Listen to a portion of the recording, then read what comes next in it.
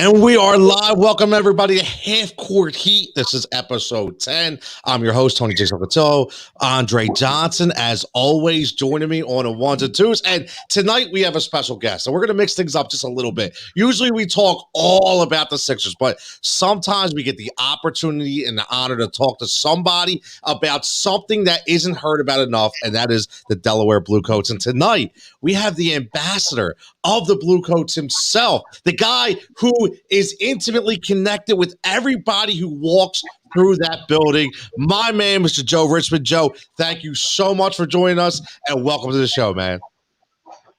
I gotta give you a good spin. I'm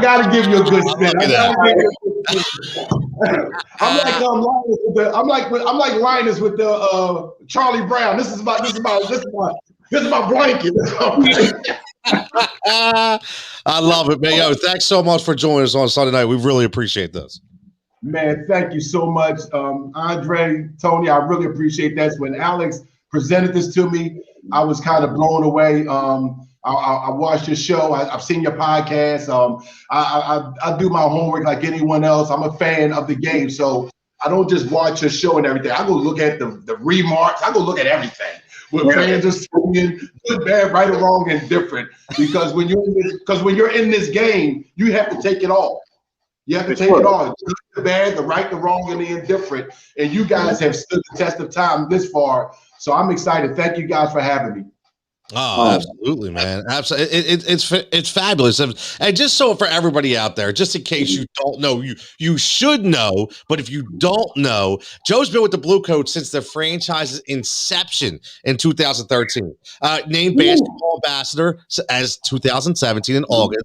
So, Joe, let me ask you something, because we're going to talk about the Washington Generals and your stay all across the world. You've been everywhere. We kind of talk about that all fair. Okay, but as a whole, how would you describe what it's like to be involved with the game of basketball, just in general, not just the Blue Coats, but just in general, a sport that I know you love? Well, for those that might not know me, I grew up in South Philly boy. So basketball's been in my blood. One of my biggest brothers, who's not here, he put the ball in me and my other brother's hand, Big Mike. My sister, Deanna Richmond, she played at Del State. So it's just been around us all our lives, and I just love it. And the game has done everything for me. And most people, like my pastor, they know I kind of mimic my life after the game. Like I'm in the third quarter right now in my life. I'm in the third quarter. I just came out of halftime. Like I ain't gonna give y'all my age, but the game is broken down in quarters. So I'm in the third. I'm like right there. Hey Andre, you laugh a little too hard, Dre. But I'm in the third quarter. I'm laughing. So it has disciplined me. I was in the military, but the game has disciplined me. I don't smoke. I never drank. No nothing. I just always been true to the game. And I coach high school basketball at Delaware Valley Charter High School. And I got to see my brother Big Mike go to play at South Philly High, where I attended school as well. I played for Bach, but then I attended South Philly High. My brother was already there with that Nate Blackwell team and Bernard Witherspoon.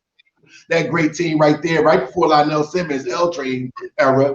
And then he went on to UTEP, played for the great Don Haskins, the movie Glory Road. My brother played for Don Haskins, Tim Hardaway, Antonio Davis, all those, that's my brother's squad. So I just kind of followed him, and the game has always taken me there. The game has always been that base. When things weren't right in my life, I could always come back to basketball.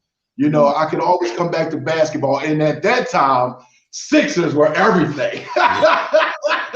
Sixers were everything. Doc Lloyd Free, come on, they were everything. So it grounded me, and I'm so happy for it. I'm so thankful for the game, because I grew up let's just put it out there. I grew up in the projects. It was rough, and it kept me out of the games. It kept me out of trouble. It kept me good in school, because if I didn't do good in school, mom and dad didn't let us go out and play. I wanted to go play the game. I wanted to go make the team. And me and my brother made our first team at the church, Pastor Cochran Lutheran Church. And that was our first team. Me and my brother won our first championship at 10 years old in that league. I was 10, he was 11. And so the game has just balanced my life, and I've been thankful for it ever since. It's a great story, man. Andre, I know you empathize with this same thing, and I'd like you to touch on it as well because listen, let's be honest. Basketball symbolizes a lot of what we do. Reason why we've done this show, reason why we do what we do, the passion that we have, right? And it's a joyous thing that we listen. Whether we're watching on TV, whether we're playing, we're coaching. Andre, you coach, I've coached. Joe, obviously. I mean, Andre, like, is there anything about basketball that you don't love? No, because Joe touched on a really good point when I was listening to him. He said it emulated his life, right? And when I was listening to like some of the names he was spitting off, and it just took me back to I don't know if Joe knows, but I played for West Philly High. I was a speed boy, so and when you were talking about L Train and all those guys, I was like thinking back to who I was playing with, the Gerald Jordans of the world, and Sean Harveys, and knowing that history, and knowing that I literally was on the team with the guys who made it to the league, and man, the Lakers and Dallas Mavericks, like Gerald, I talked to him, like, so I know when you're saying how it emulates your life, and when you start telling your stories, it takes you back to that time. And when it takes you back to those times, it also takes you not just back to the times with the people, but what the city was going through at the time. Like, there's certain things that's no longer here anymore. Like the Civic Center, playing against Rasheed Wallace and Aaron McKee in the Civic Center, and against Gratz, and that was like one of the highlights of my high school career. So I'm playing with these guys, and then you blink and they're at UNC and then Temple, and then you look at the guys you play with, and hey, Sean Harvey went to West Virginia State and ended up getting drafted by the Dallas Mavericks. Joe Jordan went to Pitt and ended up going to the Lakers, and I'm like, it blows you away because the Lionel Simmons of the world and all those guys you were mentioning, I remember you just remember those times. You remember walking in the gym and go, oh, I played against Lionel Simmons, or I played against this person, or I played with the person. So man, and before we came on air, that's the stuff we were talking about when we knew Joe Richmond was coming on the show. And the real authentic stuff that made people go, man, I remember. And that brings you joy because, like you said, it emulates life, right? So the game of ball, you remember the pains and the losses and all that, but you also remember being victorious. You also remember winning championships. I mean, geez, you remember winning a championship at 10 years old. Like, come on. Like, those are the things that makes you love the game of basketball. And the biggest thing for me is, Tony, how beautiful it brings people together. Sports in general, but basketball I love because it's a little more intimate because it's not 11 on 11, obviously in football or anything. It's 5 on 5. And if you can pose your will on that other team, man, it's just something to watch. And it's artistic, it's an art form to me. Now you're absolutely right. You bring up intimate, and I think that's a perfect word. And Joe, I know you pride yourself as being one with the fan. That is obviously that's what the ambassador is, but that's who you are. It's not just your role. It's you've taken it so easily because that's who you are. It was made for you. And in previous interviews, I know you make mention of the G League fan experience being more intimate than any other. But from someone who is so fan friendly, we know what the times are right now. The current time is, with COVID and the pandemic and the way things have changed. How have you been able to adjust with, number one, not as many fans being allowed when fans weren't allowed? Did you have to kind of adjust what you were doing? And how much did it really change with your position on a daily basis? Man, it's just like what you're doing right now. This virtual world just took over. That is I true. kind of love it because in the beginning, as most of us did when it first came out, you tend to not embrace it. You know what I mean? But I embraced it and I got creative. And, we have a great team. A young guy, Matt Murphy, does a lot of media. He's like, and Alex just gives you an opportunity to be creative in these things. So I got creative and I started doing virtual. I started doing my books. I started reading. I come right down here in my sanctuary and I can make a video that we can send out to the fans and I can high five them from a distance. I give them a virtual high five. And the one thing I love about this virtual set is this allows me to be with them more, because when we were in season, we only had maybe 3 games a week. Now I can reach out to them 5, 6, 7 days a week if I want, and so it just, it's nothing like getting back. Hopefully we'll get back to our new normal, and I'll be back high-fiving, because I pride myself that I can tell you that I pretty much knew all 2,500 plus fans of ours. Real households 2,500 maximum, and we have way more fans than that. But I've been blessed to know since the doors open, I've been at that front door. I have not missed a game, and that was my pride, Tony. That was my pride, Andre. Everybody knew to cue me up. Joe, doors open at so-and-so. Doors, I'm getting ready, because as soon as those doors open and security open them, I'm there high-fiving every fan, grandma, granddad, uncle, aunt, little kid. Don't make a difference. And I wanted that. I don't know why it happened. It just, what's that new word? It organically happened. Yeah. And I embraced it. And I embraced it now, as far as the virtual world we're in, to get these opportunities. Say, hey, Joe, drop this. Can you do this? And can you do that? And I get excited. I come down here like a little kid in the candy store, and I get to talk to the fans.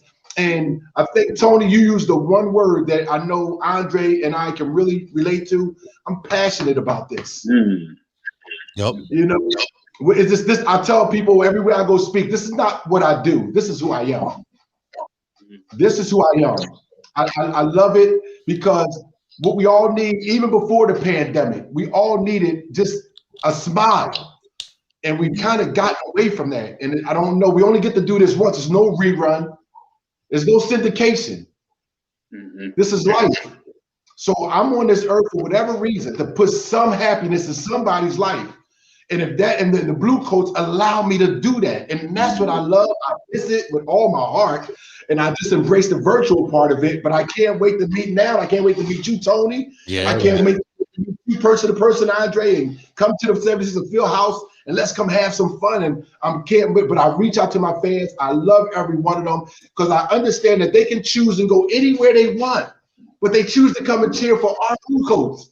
And our players, they turn it back to them. They give it back in energy and effort every night. And Coach Johnson is certifiable if you ever see him. You think Coach Johnson ready to go in the game, and that's what I love. We give that to our fans, and I miss it, and I love it though. I love it more than anything. So Joe, well, first of all, thanks for that, man. Because I was just thinking. Now here's what's interesting. Tony, I actually can back him up with that. And I'm about to tell Joe something he doesn't even know that he did. So I came to visit the field house. I randomly took my son to a Delaware game, a Delaware Blue Coats game. They were playing against the Lakers in the house. A mutual friend that maybe you may know him as well, Marty Dickerson. Marty's one of the, of course, he's the engineer. Well, Marty and I go back a while. Okay. And I came down there, and you had the mascot run up in the stands, and my son came down and you high-fived him. So this is obviously before COVID. This was when they played against the Lakers, and man, we won that game. And the gentleman from the Lakers, Antetokounmpo, was playing in that G League who won the chip recently. So my son yelled out, "Is that Giannis?" I said, "No, that's his brother." And he came around, and you looked him right in his face. He's 13 now, so obviously he's around 11 and 10 or maybe 11, 12, and high-fived him. And I said, now he's telling us this story, and I'm going, he doesn't even remember. I know and when he said he high-fived all the fans, Tony, I'm telling you, he goes around the stadium, and we had a ball that day. We had a ball. Wow. And we got to get more fans, especially in the Philly area, and to embrace that trip, because that trip it's a day, a family-filled day. Yes, like it is. You go to the game, you feel like you're right there with the players. You're right there with Joe, and and the big coat. I'm gonna say the white horse with the mohawk. Cody. There he is. The #1 mascot in the whole G League, baby. Cody, listen, Cody. I got a picture with Cody holding it, with my son and all that, man. And I'm gonna tell you something. It's one of the most family filled. It's not even a game at that point. It's an event. It's an event, and you're there and you're watching it, and it's really cool. There's not a bad seat in the house. There's not a bad seat in the house. And, you got DJ Ghost there every now and then. He's going back and forth with the music. Oh man, like, it's a great, and once again, it's the experience. It's an event experience that your entire family can love. So when you were telling that story, I was like, I actually experienced everything he just was talking about. Wow, thank you. Yeah. Yeah, listen. You say family; it's so true because, it's a family experience, and that's what. Like I used to do minor league tours with my boys in baseball. We would go to different minor league stadiums, and we would take the rod. It was like an hour, but it was a whole family day atmosphere. And listen, this is not a knock on the pros. It's just a different feeling. It's very listen. We've said it, intimate. Joe, you said it, passion. You can't fake passion. That's what I keep telling her, but you either have it or you don't, right? And Andre has said this to me multiple times. When you stop being passionate about something, it means that you need to stop doing it because you don't love it, right? Mm-hmm. And then you become unauthentic, and we don't want to be unauthentic. So that's definitely what you do. Now, what a lot of people don't know, and that's why we're doing this, is you were a head coach of the Washington Generals, and if everybody doesn't know who the Washington Generals are, right? Hey, we got to. Right. But here's the thing. The reason why I bring it up is because you've been all over the world. You've been up multiple times. This is Joe Richmond just says it for the Delaware Blue Coats here. Joe Richmond's been everywhere. And we've talked about this off air about how when somebody says we got the best fans in the world, go, yo, I know we have the best fans in the world. I've been everywhere, right, Joe? Yes, sir. Yes, sir. But Tony, you're looking at a kid from the projects of Fifth Street, Fifth and Washington Avenue. You know what I mean? And who would have thought? The youngest of 7. I've been blessed to have my mom and dad. I had a good friend. Me and my brother owned a semi-pro team. So we owned the Delaware Destroyers in the National Rookie League, which is a 24 and under league. We owned the Delaware Destroyers, which was under the EBA league. Then they mandated that you have a women's team. So we had the Lady Destroyers. And then we had a team in the USBL, the Delaware Stars. So we've been in the city and the state of Delaware just doing some great things. And like Andre said, Philly is not that far whatsoever. It's right down the street. And Andre and Tony, I'm telling you, when you come back, we got some surprises for the people when they come back, when we get back in the field house, because the G League was played in the bubble in Orlando. Mm-hmm. So we got surprises, and we went to the championship. We took an L, but man, I'm so proud of them. And Tony, I would have not thought, not in no way. You hear people, that's a cliche. You wouldn't have thought in a million years. There's no way I would have thought in a million years that I would be with the world famous Harlem Globetrotters. Because when I was 14 years old, my dad took me and my brother to the Spectrum. Mm-hmm. Oh yeah.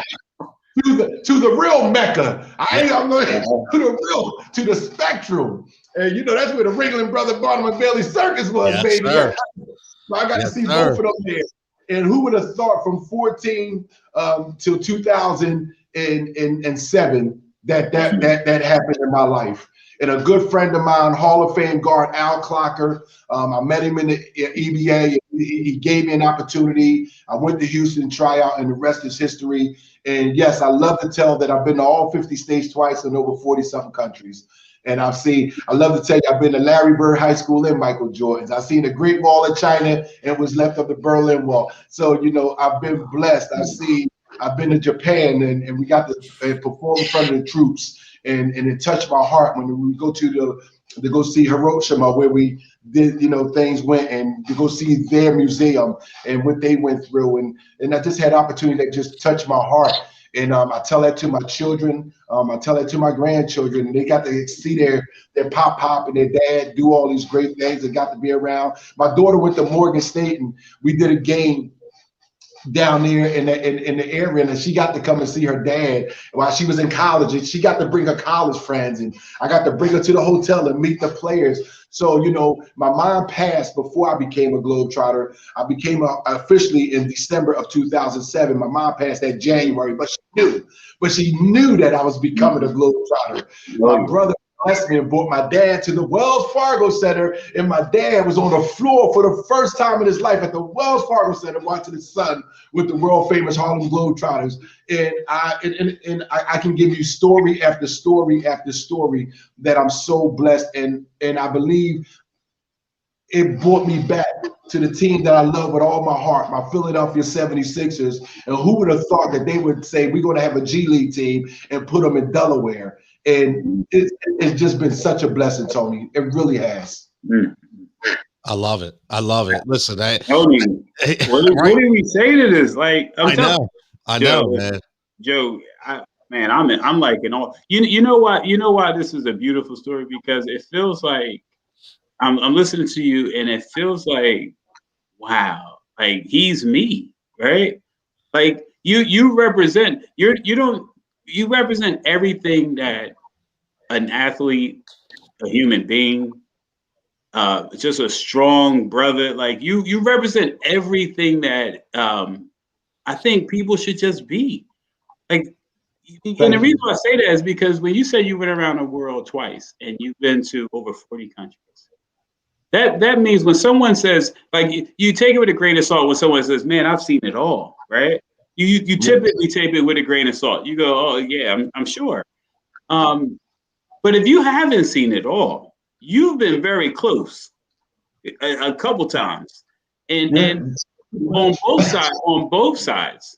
So when you, I mean, it doesn't matter who, Mr. Richmond. I gotta call you Mr. Richmond after that, man. Jeez, Joe. Man, everybody call me Coach Joe. Everybody call me Coach Joe. Coach Joe, listen. Hey, the reality, it's almost like when you talk, you just got to be quiet and listen. You know, you're talking. Tony and I are like straight up A-type personalities, like extroverts. We love people. We're people. But there's certain guests and there's certain people we talk to, and we know we just need to be quiet and learn something, right? I need to just be quiet and learn something, because this is so much of a pleasure on both sides. You know what I mean? Like, yes. We want to make sure that our fan base and our audience know who Joe Richmond is. But this is way more than I even expected, brother, and I appreciate you. Well, here's what I'll piggyback on Andre with that, because anybody can look up. Listen, I can Google Joe Richmond and see the Inquirer interviews and the Philly Voice. We can read all that, right? But until you connect with the person and hear, like, listen, somebody can write, but they can't. Again, we say that word again, but the passion doesn't come out on paper. Right? It's behind the microphone. It's in front of the screen. It's on.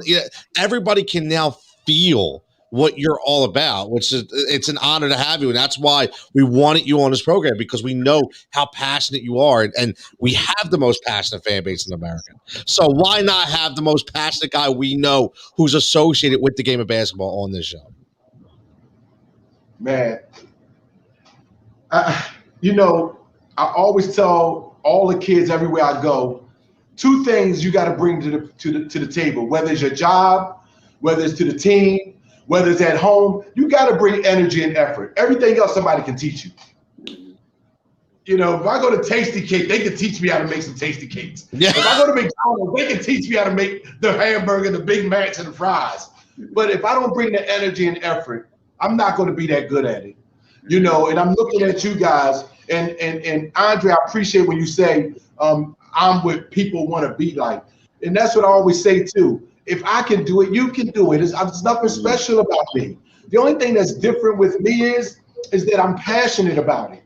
And whether it rains, whether it snows, whether this cuts off and come back on, I'm going to have the same energy, because it still needs to get done. And I truly believe that with you and Tony. If you were not passionate, there's no way you can do what you're doing. I mean, come on, it's a Sunday. And here we are having a great conversation. And you got to want to do that, not because of your ratings, not because, we know all that stuff. We know we get it. We get it. But it's got to be something else, because you have a fan base that connects with you, and I've seen their remarks, I've seen their comments, and they really believe in what you say. And the only reason they believe in it is because you're passionate about it. Right. They're not saying they agree with it all, but they at least believe what you're saying, because you come with your passion behind your information. And you're not just going, and you're willing to say, hey, you know what? And that's what I've done. When the Sixers allowed me to be a part of this great organization, the Delaware Blue Coats, it blew me away on so many levels, because I know that it was my energy, it was my effort, it was me showing up, it was me not taking off any days. I'm no different than the players, and I want to go above and beyond. When I was a coach, I was that way. When I played, I was that way. I want to be the first one in the gym, and I want to be the last one to leave, because guess what? I didn't have Joel Embiid talent, Ben Simmons talent. I didn't even have Tobias Harris talent. I ain't have Kirkman's talent. I ain't have, you know what I mean? I ain't have Shake Milton talent, but I had some talent. You know what I mean? Andre, you laughing a little too hard, Tony, when I said that. I love the way you say it. Crack it up, man. I love it. So you ain't got that kind of talent. You see those guys showing up early, leaving late. What are you going to do? And that's how I was at my job. My fiance say this all the time. Honey, why are we here so early? I need to be here early. I don't have the luxury of coming late. Yeah. Because I have a responsibility. And it's not to just me. It's to Alex Yo, who brought me on and believed in me. It's up to, I have a responsibility to Larry Milai, who took me to lunch and say, hey, I want you to be a part of this. And I take that serious.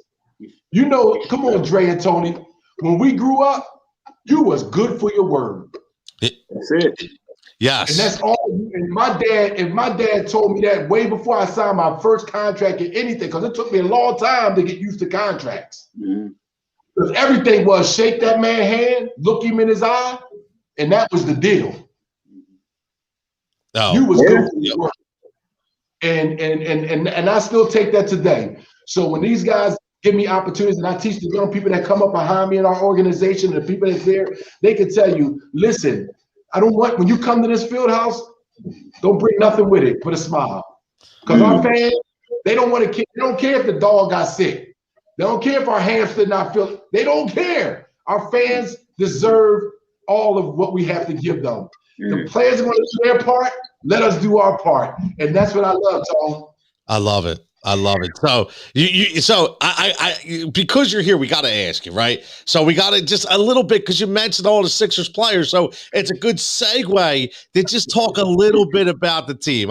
Listen, we're in first place right now, right? We're in first place right now. The guys, you talk about Joel Embiid. So this is a very loaded question, okay? I didn't get, but I'm just going to throw it out there. We're in first place, so I just want your overall opinion of this team as a basketball mind, of what you think the future holds this in the next 28, 27 games for the Philadelphia 76ers, because we all know, right? We've all heard, listen, we talked about this on the show, Brooklyn Nets, Milwaukee Bucks, super teams. Do we have enough firepower? So I'm just curious, because I respect the hell out of what you do. So I would love to hear your basketball, analysis of the Philadelphia 76ers going forward. Well, it is a loaded question, but I'm going to tell you, man, forget all those other teams you talked about. You see that hat that Andre got on? You see all that stuff you got, but I got behind me? Yo, we the most exciting thing in basketball right now, hands down. We're the most exciting thing in basketball right now, hands down. I love everything that we're doing. I think the players understand what they want to do. I think we've seen what we couldn't accomplish, and we fixed all those things. And, it don't come down to one person. We all know that. It's the three of us. Yep. This show is going to be great because the three of us, not just because Tony, not just because Andre, not because Joe. And we can analyze it all we want. Oh, wow, Tony, he's really good at, Andre. But if me and Andre don't do our part, right? If Tony and Andre don't do their part, if Joe and Tony don't do their part, then what good is a team? Makes sense? And that's what I always tell everybody. So I look at my Sixers in the same vein. We can go, all the analytics you want. You can go to eye test. But at the end of the day, what do you see on the floor? And what I see happy. I just see a bunch of guys that are happy to play together. I see a bunch of guys that said, forget what we talked about last year. We're going to remember what we talked about this morning. They embraced every moment. I see that in them. You know, I look at it. You look at the way they embrace. I love the way the Sixers have a culture. And they bring our blue coat guys. Shake Milton was a blue coat guy. Mm-hmm. B-Ball Paul come right out of the championship. That name was coming. Look at Ray John Tucker, Mr. All Energy. So when we talk about this, right, just like the show, and you guys, I'm looking at the way you two work together, and that's the way the Sixers and the G League has worked together. Because everybody, because of COVID, because of injuries, everybody got to plug in guys. It just seems, I might be biased, that our G League guys kind of flow in a little better than everybody else. It just seems that way to me. So in these next few games, I see it being more consistent. I mean, we have some injuries, so it takes time, as you know, for somebody to get back in shape, get back in the flow, get back to their rhythm. And I love what we're doing. To me, I wouldn't change anything. I think there's a trust factor in everyone. I think there's a real trust factor in whatever. I'm not privy to any of that information. I'm not privy to the locker room. I've never been there. I watched the game like you do on TV. I watched it the other night. And I just smiled and smiled. And I was so happy today with the Nets loss. I was just like, oh, there must be another yes. You know, I was rooting for the Knicks. Like, yes. Like, I'm looking at the records. Yes. I don't care. I'm just all Philly. So everything falls in place. Hey, the business is the business. But yeah, to directly answer your question, I just believe as long as they stay consistent, and the key, as you know, Dre, as you know, Tony, as long as we stay healthy, I don't think nobody can touch us. If we stay healthy, we got the best big man in the game. We got the best big man in the game, which interprets the best player in the game. And who plays better defense than Ben? Who shoots better than when Furkan is on, when Seth is on? You see the way Shake was on the other night, hit that corner three. When we flowing, we flowing. So I don't see.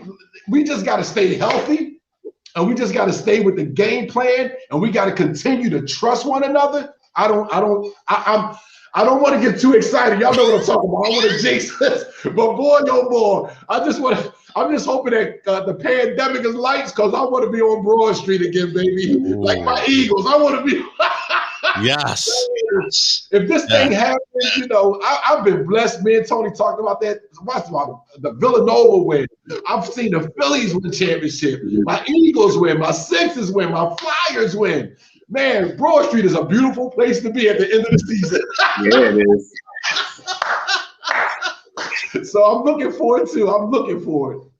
I like that. I like that answer. Go ahead, Dre. You know, he's selling me, Dre. He's selling me on it. I know it's tough, you know, because I didn't get the name Jigsaw for no reason. So everybody knows I'm a little hard on the boys, but he's selling me. He is selling me. As he should. Listen, we said it in the first couple shows.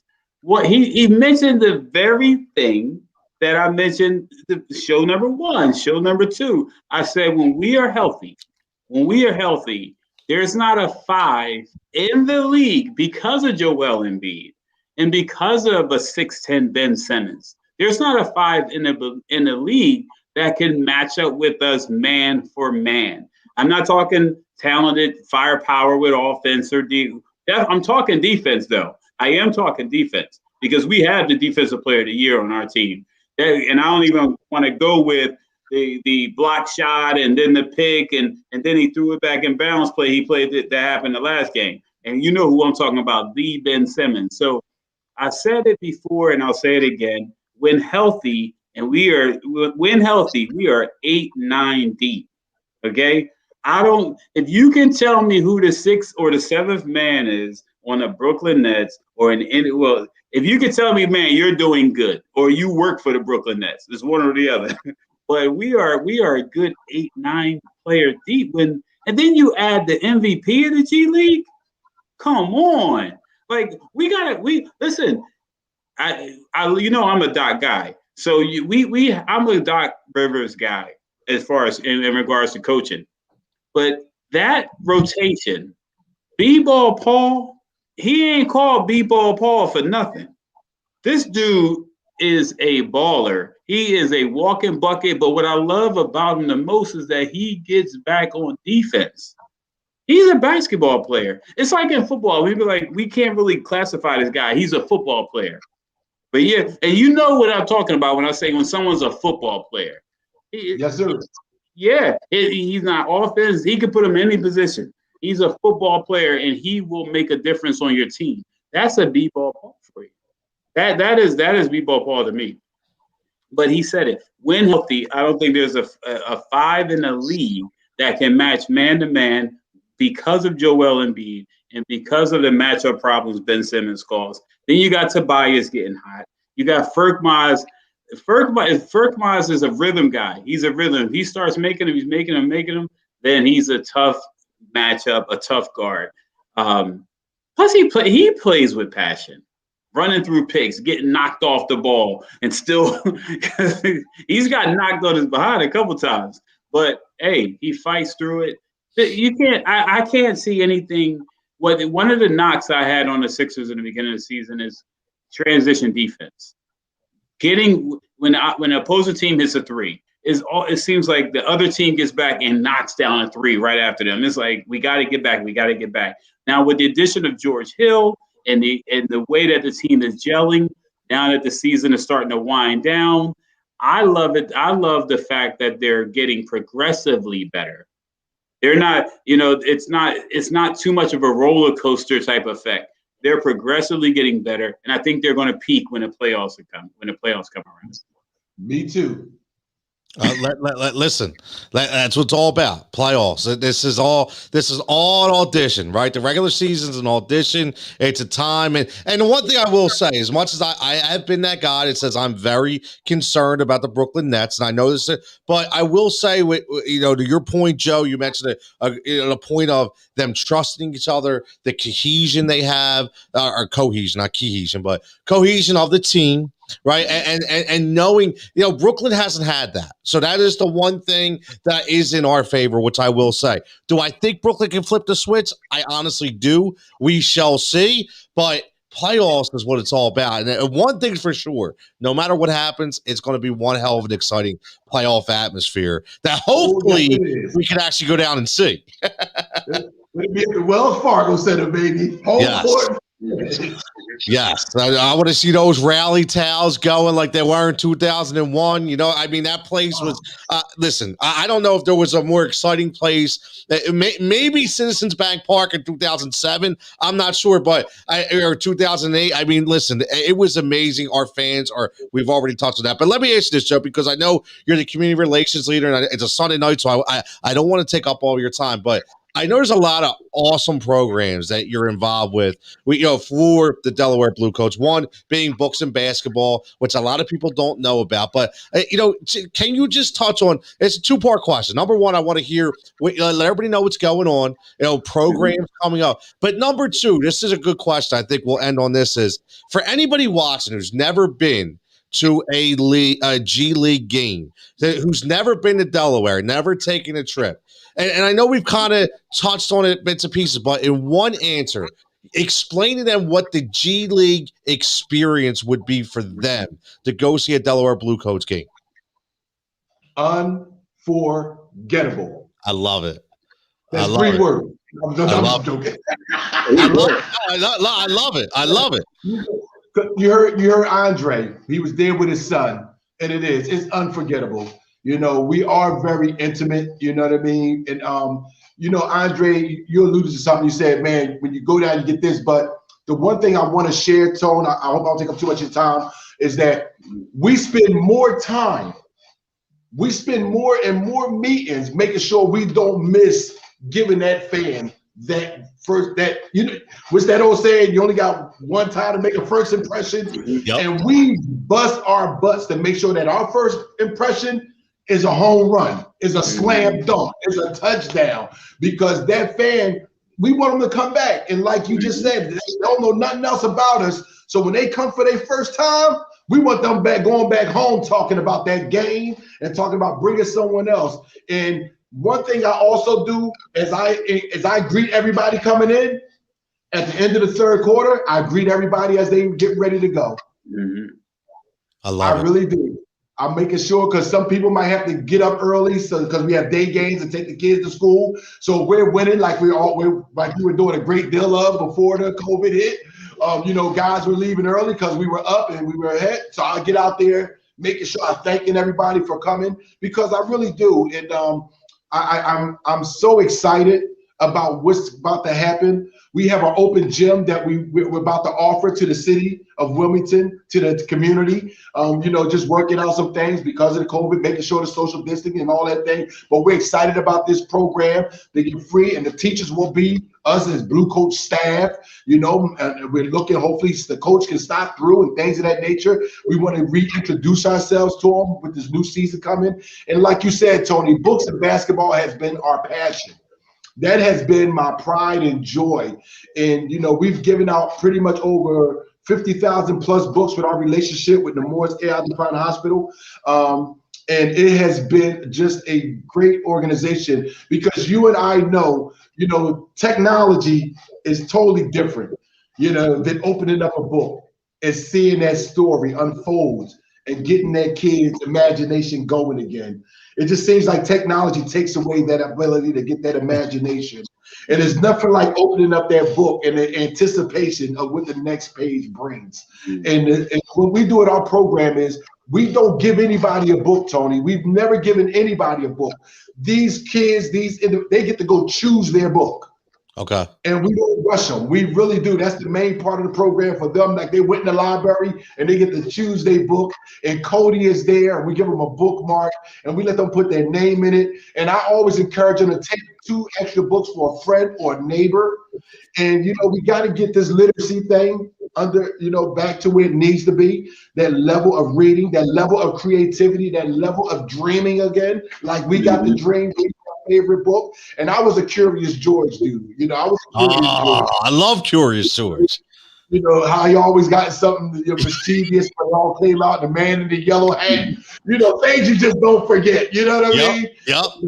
And the highlight of my books in basketball was that I got to introduce the one and only Mr. LeVar Burton to kids at the library here in Wilmington, and it was just amazing to watch him read one of his own published books to the kids. But it was a highlight for me, because that was history for me, and I was so honored to do that. And those are some of the opportunities that books and basketball and all our other programs allow us to do. And we just love the great state of Delaware and the surrounding states, but they've embraced us. The city of Wilmington has embraced us.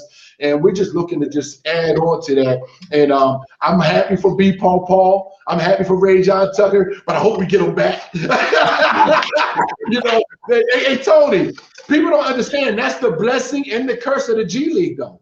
Yeah. You want those guys to go, but then we lose them here. You know what I mean? Yep. And, and look at Shake. And the one thing about our fans, they are following the Sixers because they love Shake Milton. And everybody wants to see him do great. And I'm just excited about where our game is today. I really am. I think it's better than where it's ever been. It's healthy. It's just giving us so many opportunities. And once again, if I don't say it, I truly, truly appreciate this opportunity to talk to you guys. I really do. Oh, man. Listen, man, the pleasure's all ours, my man. Listen, I mean, you don't understand. I'll be honest with you, because Andre said it, and I know he's going to talk about it in a second. But just when Andre texted me, I'll be honest, Andre texted me, and he was like, "Hey, man, listen, we hit a gold mine here. Like we're gonna have a really good guest on the show." And he told me, I already know who you were, but I didn't know the entire background that you came with. And he texted me, I swear to God, that thing's like this long and on camera, right? And I'm like, wow. Like, and usually I do my homework like a reporter. I try to get but I was like, man, like I don't even have enough time for this. Like we need like 4 episodes. Like, how am I going to cram this in to 30 to 40 minutes? So listen, John, I'll be honest with you. Before I from me personally and from the Heat Ratio Sports fan, we cannot thank you enough. Seriously. No. And you know what, just say that you appreciate it, man. We really appreciate you. And I'm gonna tell you something about that experience. I just gotta touch on one thing about that Blue Coast experience. One thing I noticed about I've been down to the center with my son. I've been down a million games on the floor, in the locker room, the whole nine with my youngest son. But the one time we walked, the first time, not the one time, but the first time we walked into the field house, to the way it's structured and how you walk past the players to go up into the stands, I noticed that his whole energy was different. Like he kind of like stopped and was like, hold on, we got to go up the steps, but I'm here with the players. Like I'm here with the players. I'm not separated because he's used to the center. He was used to the center. But the fact that you not only are very, very intimate and close with the players stop at the end of the game and talk to the fans and people walking in and out. And, you know, you get to experience what they went through, whether they lost or whether they won. You know, I remember watching that player. I believe it was Zaire Smith at the time. And I remember watching him just like after a loss, I remember him just like spoken like this. And my son said, Dad, he gonna be all right. He gonna be. And I remember this is from like a 10-year-old kid. He's like, he'll be all right. Like he'll be all right. He's gonna play the next game. And so it's that type of family. I know we touched on the family thing, but it's that type of, it's not just an experience. I mean, it's an emotion that's connected to the Delaware Blue Coats. And so I can totally see how the state of Delaware totally embraced you guys. But what the other thing I wanted to connect was when I text Tony that it's Joe's representing the relationships that got him here with us. And it wasn't just Alex. It went to Alex, and then Alex, my brother Paul Beckles, worked for the Sixers. Actually worked for Doc. Actually worked for Doc in 2008 when they won a chip in the Celtics. But then he came back to the Sixers, and then of course Alex knows Paul. Paul knows Alex. Alex knows Joe. Joe's here with us, and that's what I mean by our relationship and how it just doesn't happen overnight. This is a very organic, authentic way of meeting everyone and having a conversation. This is no interview. This is a conversation amongst family. And that's the part that I really, really love about it. So just like you appreciate us, man, we really appreciate you, Coach Joe. We really do. Tone, do I have a second? Yeah, absolutely. You have all time's yours. I always say to everybody, how bad do you want it? You know what I mean? And when they ask me, Coach Joe, how are you so successful? Because everything is relative. So my success is relative to where I'm at based on the way they see me. Because I always tell them it's relationship over revenue. I never went into anything looking for the money. The money came because of the work. I never came in saying, oh, I've always looked at how do I get this relationship? Wow, I want to know them. And then they saw the value in that and say, yo, okay, okay, let's make this happen. Let's get this on paper. So I always teach that relationship over revenue. Because if it's based on money, it ain't going to last. It's just not. The next person that comes along is going to outbid somebody. And I'm going to tell you this with no hidden agenda whatsoever. Nobody can bid for my passion. Nobody can pay me for my passion. Nobody. So I'm excited. I want to give this to whoever's ready to receive it. I want to put a smile on their face because that's how bad I want it. I wanted it so bad. I showed up at everything for the Blue Coats. I showed up at everything until I was like, I'm gonna be here tomorrow, the day after. And you said it's so great, Andre. If not for those relationships, how do we get here? And I did my homework on you guys. And when you talk about the speed, I mean, come on, Howie Evans, my boy, that's my man. You know what I mean? So if we stay here and talk names and drop names all day, we'd be here for another 6 hours. Because I met everybody. Come on, listen, I'll put it like this. I met Billy Crystal. I'll wait. I love it. I met Daly. I'll wait. I'll wait. I love it. I met Bobby Brown when Bobby Christina was just 4 years old. I'll wait. I love it. Martin Lawrence. I'll wait. Hey, there's a scroll. He has a scroll. If I keep going, we'll be here all day. I've been blessed. I've been truly blessed. And it's all because of this thing called basketball. And like you said, Tony, it does connect us. Dre, you said it a little bit different than any other sport. Because in football, baseball, hockey, no one touches everybody touches like in basketball. Everybody gets to touch that rock. Everybody gets to touch that rock.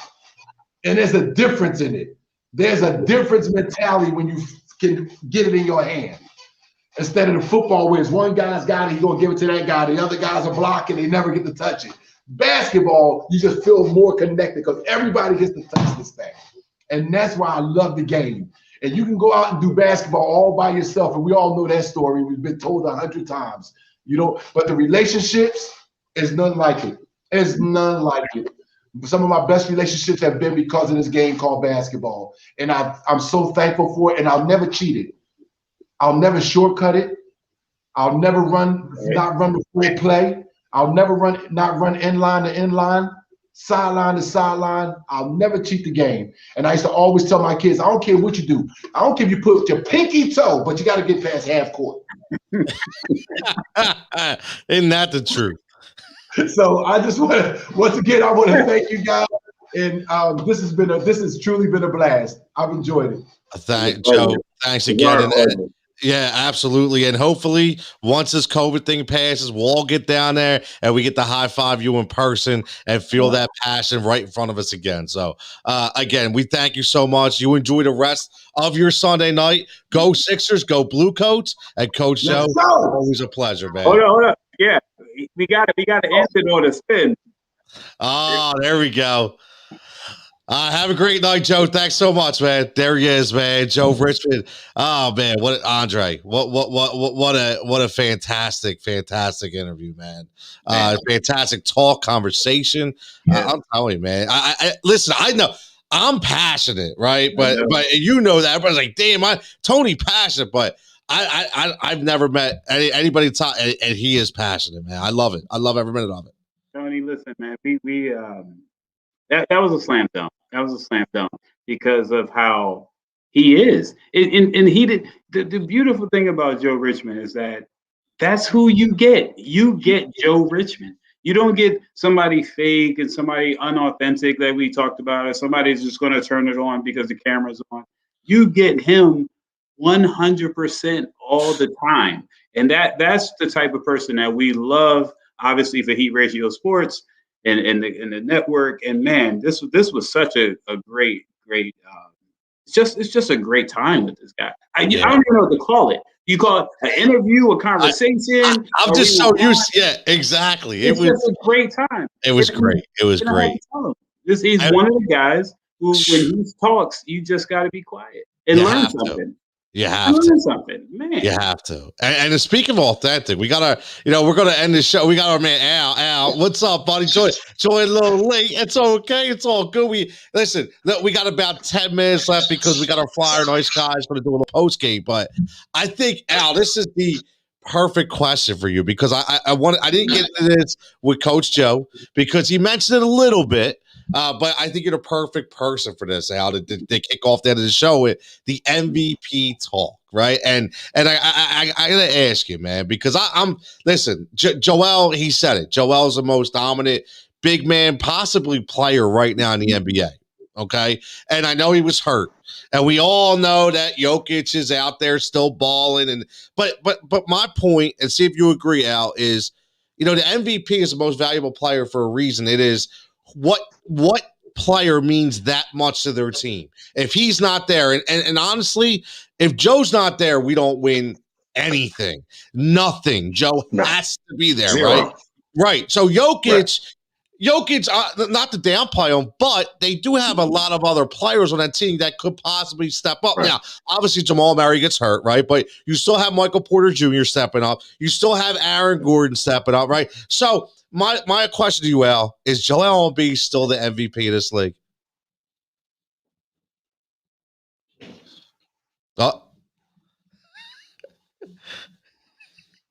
What do you think? What do you think, Al? Andre, is Joel lady Embiid that still- did the Oh, wait, here he goes. The ESPN commentator, what's her name that did the game the other night? Doris Burke? Yes. Doris Burke said, Jokic is hands down leading candidate. Really? Last time I checked, and I've been watching this game a long time, the MVP is obviously one of the top players in the NBA and also one of the best records in the NBA. Giannis, LeBron, Michael, Kobe, Shaq, Tim Duncan, all of the greats have always had that won the MVP, have always not only had the best team or one of the best teams, but also had obviously scoring, rebounds, and everything else to go along with it. Jokic doesn't have that. And they just started to get good in the second half. We've been good the whole season. So right then and there, that makes him MVP because we've been, I think, pretty much we've been number one seed the whole season. So for anybody to not say that he's not, I know he's missed games, but stop it. Who's playing better than him right now? All around, plus the team. No, I completely agree. Andre, I mean, I don't think there's any more to say, right? I mean, in my opinion, he's still MVP of this league. Do you agree? No, 100%. I'm not. This is not even a conversation for me of who's who, because it's really simple. He's the most dominant player right now in the league, and I'm going to say this: he's more dominant than LeBron. He's more dominant than anybody. I'm talking about dominant in his position. He's the most dominant player in his position, which makes him the most valuable player. Which makes him, if he's gone, the whole most valuable player. I know that gets a little, there's gray areas in that when they start voting and things like that. But the bottom line is, in his position, he's the most dominant player in the NBA. And I've seen him take it outside, inside, post. I mean, we can go on and on about Joel Embiid, bro. But when he's on his game, forget about it. Forget about it. He's the most dominant player in the league. And this year, he deserves to be MVP. Yes, I completely agree. The deserve is a good word. The deserve is definitely a good word because I brought about this up. I think it was Friday night. I was on a line change with John Jansen on the Gambler, and he was asking about Joel, and I was just thinking about it, and I'm like, the last guy. I see if you guys agree, but the last big man that I remember to cause this much attention and to cause this much game planning, to me, was Shaquille O'Neal. I mean, literally, like nobody, right? I mean, listen, I love Tim Duncan, but he was a different kind of player, right? Nah, he wasn't Shaquille O'Neal, right? I mean, nobody since Shaquille O'Neal have we seen this much of a dominant player. Yes. I'll give you one a little better. This dominant with skill. Well, right. Yes. See, you mentioned Tim Duncan because this guy is dominant as a Shaq with skill. And it's interesting because I'm not even, how you say, I'm just biased because I'm a Sixers fan and I'm Philly. Listen, I'm a realist. This dude, oh man, Vinny is dead on. We're basketball fans, right? We're basketball fans first, Dre. You know what I'm saying? So yes, you can say the Sixers point about us being fans, but we're also basketball fans, so we can see it. And I'm just going to cut right on in on there. So Vinny's comment, there's just like a wrestling picture right here. Vinny's comment is dead on from what I was about to say. Joel is, whether he misses a shot, whether he makes a shot, he gets back on D. If this was a Larry Brown team, and I'm only going back to Larry Brown because defense was his thing, right? I don't think he would have ever had to yell at Joel to get back. Like he used to talk to Dikembe Mutombo, get back, Dikembe, get back. or I mean, that was a whole nother era because Dikembe was known for his defense, right? But he never got back like off of on a fast break. I remember being in the center and he's yelling, "Get back, Dikembe, get back!" So that to me, I mean, that's my Larry Brown impression. But anyway, so we need Joe. We need Joe back on to give that. Yeah, right. So the bottom line is, man, MVP easily for me. It's not even close to me. It really isn't. It really isn't. I think that the league and the more televised games that Joel plays, I think the rest of the league is no different than when we don't see a lot of West Coast games. They don't see a lot of East Coast games because they're either way too early to even tune in, or the bottom line is, dude, Joel Embiid MVP. Yeah, I think that says enough. I really do. He's just listen. We've been blessed to witness so many different talents in this town, whether it be hockey, baseball, basketball, football, and I think the intriguing thing and the most interesting thing about Joel Embiid is he was a player that we never went in the draft anyway. He was a player, right? I mean, here's a player who started playing late. It's not like this dude was born with a basketball at 6 years old. Like, the story of Michael Jordan shooting outside when he was 3, going up against his brother Larry in the back court with his dad. Like, there is none of that with Joel Embiid, right? It's a kid from Cameroon who decided late in his career, I'm going to be a basketball player, and has foot-like soccer reflexes that some soccer players would kill for, right? He missed 2 years on top of that. He missed 2 years. Yeah. Yes. Oh my God, he missed 2 years and he's this good. Like, that's crazy. No, you make a great point. It is. It's absolutely mind-boggling. It is, and I think honestly, and I'll end on this, because we do have a post game coming up for the Flyers, but I think this is what I want to let everybody understand why I'm so passionate about how I'm concerned, because this guy is so special. And I just don't want to waste the opportunity because I want to see us win with Joel Embiid. And I'm trying everything in my power to get on board. And because I don't want to say, man, if we could have only won with Joel, right? I don't want him to be that guy. And and it's like, because we've seen those guys in this town, right? One of them guys, in my opinion, was Jim Thome, who I absolutely love. Jim Thome. It was like, damn, I wish we could have won. Roy Halladay is another guy, right? Damn, we could have run. I don't want to see that with Joe. Yes, I don't want to see that with Joe, man. That's my biggest thing. We definitely appreciate him. So. Yeah. Well, we saw it. We saw it with one of the top 50 players of the world. I mean, we saw it with AI, and then obviously we saw it with Charles before AI. Yep. So we don't want to see it again. Like, to me, I just keep it really simple.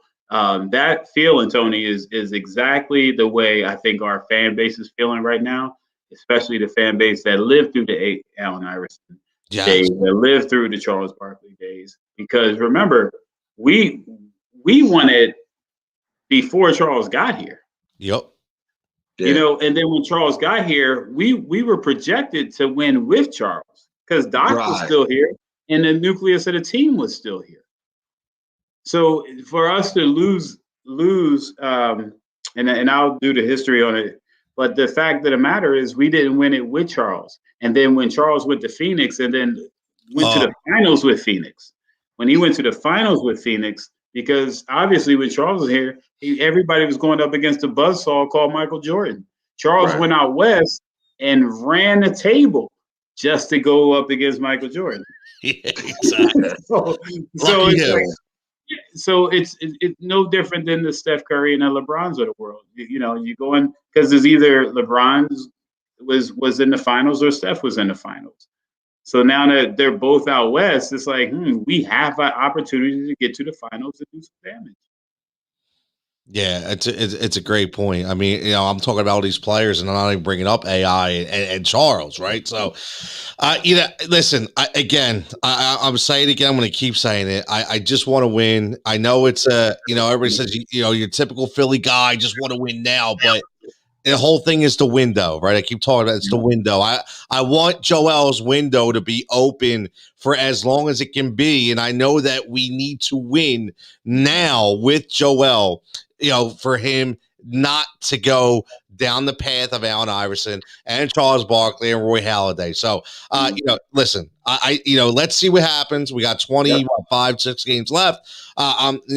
We don't know what the future holds, but I'm going to enjoy it. I am. I'm going to enjoy it. I'm going to embrace it. I'm going to keep my fingers crossed and just hope that this could be the year that we could actually, like Coach Joe said, our man Joe Richmond for the Delaware Blue Coats said, want to go back down Broad Street, man. Want to go back down Broad Street, 100%. But listen, we got to get out of here. We got a Flyer Nice podcast, our post game coming up in about 2 minutes. Dan Green, Vance Crew, Nikki Nuts, Nick Tosto. I mean, we got the whole crew here for the post game. I want to thank Andre. I want to thank Al. I want to thank myself and the Heat Ratio Sports family. But most of all, we want to thank Joe Richmond, Coach Joe Richmond, and the Delaware Blue Coats for giving us 45 minutes of his time tonight. And I'll tell you what, if you missed the first half of the show, you need to go back and watch it. We'll be cutting some cues up. We'll be throwing it on Twitter. But this guy the passion is like no other. And you're doing yourself a disservice if you don't listen to what Joe Richmond is all about. So as always, everybody stay safe, stay healthy. Continue to follow, subscribe, like Heat Ratio Sports, Half Court Heat. We will see you next Sunday, and we're out.